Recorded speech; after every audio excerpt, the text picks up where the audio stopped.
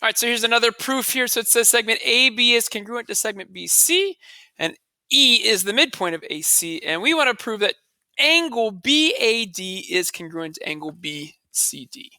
All right, so there's a lot of triangles here. So let's take a look at some things, right? So AB congruent to BC. So those two sides are in these small triangles up here and the big triangle up to the big triangle right. So that could be both cases could be used. E is the midpoint of AC. So if E is the midpoint, it's going to split AC into two congruent parts. So right now it's looking like we can prove these two triangles at the top congruent, right? And now we need to prove that angle BAD is congruent to angle BCD. Well, BAD goes beyond that small triangle. It's in the big triangle, and so is BCD.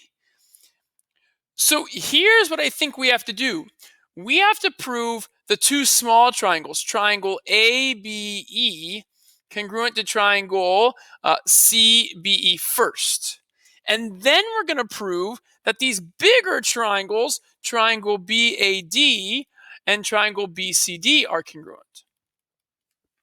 So this is a case, and then we'll use CP/CTC to prove those two angles are congruent. So this is much like the last proof, except in the last proof, they gave you the first pair of congruent triangles. You now have to be smart enough to know, okay, I have to prove that these two smaller triangles are congruent first, this one and this one, and then focus on the big triangles next. So how are we going to prove that these two smaller triangles are congruent? Well, we're going to use the third side, BE.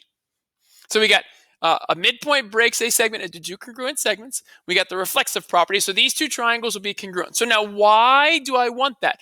What parts, I'll use green, what parts in the small triangle can I use for the big triangle? Well, I can use these top angles, right? Those top angles are in red and blue if I connect the blue down the middle. Right? These angles at the top are used in both triangles. So that'll be helpful. So those two triangles. These sides are already in the big triangles, and then they share the big middle side. And there's going to be why the big triangles are congruent. Side, angle, side. I didn't mention this. The small triangles are going to be congruent because of side, side, side, right? Side, side, side. Now the big ones are congruent by side, angle, side. And once the big ones are congruent, we can say that these two angles are corresponding parts of congruent triangles, and they're congruent. So again, I'm trying to explain the whole plan ahead of time. For those who catch on, for those who don't, I'll explain it as we go as well. All right, so let's take a look here. All right, so first, because E is the midpoint, I know that AE and CE are congruent. And I'm looking for a midpoint divides the segment into two congruent segments. Nice. And now I know that BE is congruent to itself by the reflexive property. Boom. And now I know that those two triangles are congruent by side, side, side. Triangle ABE is congruent to triangle CBE, and that's by side, side, side. Awesome. So now that I know those two smaller triangles are congruent, let's use the angles at the top. I'll call the top one ABE and CBE.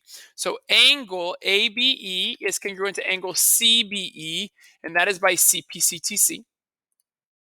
I already have these pair of sides out here, and now let's do the big side BD. I know that BD is congruent to BD, and that's the reflexive property. And now I have side, angle, side of why the two big triangles are congruent. I'll use the same lettering as these angles, so BAD and BCD. And that's by side, angle, side. And now once those triangles are congruent, all their corresponding parts are congruent, including those two angles up there, angle BAD and angle BCD. And that is by CP/CTC. There we go, green check mark, just for kicks. Green check mark, nice. All right, last problem coming.